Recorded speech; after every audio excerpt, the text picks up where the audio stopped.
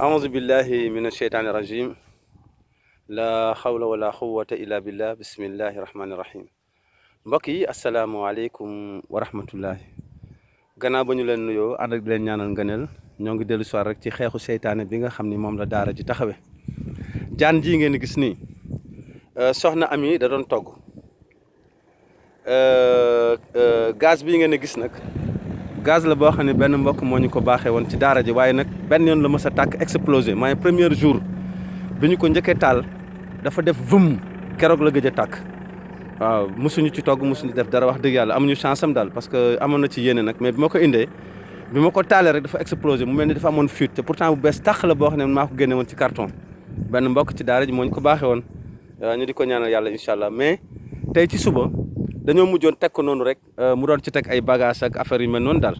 waaye tey ci suba daal lay togg nii ba mu yàgg rek affaire mu jékki-jékki rek benn son daal di ñëw ci kaw gaz bi mu ni vim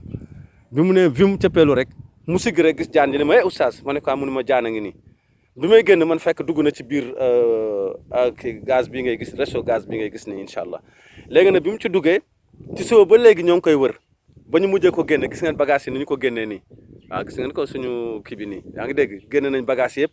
mais léegi rek laa toog fekk ma amoon ay gan bi ma rombee affaire bi xaw ko weq noonu tuuti rek nga gis mu daal di génn waaw jaan bi nag bi muy wàcc moom kii soxna si gis na ko waaye xam naa ne lii moom jinne ko indi waaw lii moom vraiment jinne ko indi quoi parce que gaz bi gis nañ ko ni mu demee ci biir néeg bi lañ ko jëlee incha allah gars yi nag du ñu tàyyi waaye du ñu am bunt tamit waaw loolu rek lañ doon joxe xibaar incha allah te xam ni mbir mi moom saa boo taxawee xeex seytaane rek xaaral ko maanaam mu ngi lay ñëwal incha allah waaw mu ngi noonu incha allah lii tey suba la xew waaw ci suba ba léegi nag mu ngi ci gaz bi ñoo ngi koy wër dañoo mujj essence sotti ci taal ko gisoo ko affaire baa ngi nii waaw loolu la incha allah réseau bi nag moom bu bees tàq la man maa ko dajjoon mais amuñu chance su togg ci ba tey premier jour bi ñu ko njëkkee taal dafa explosé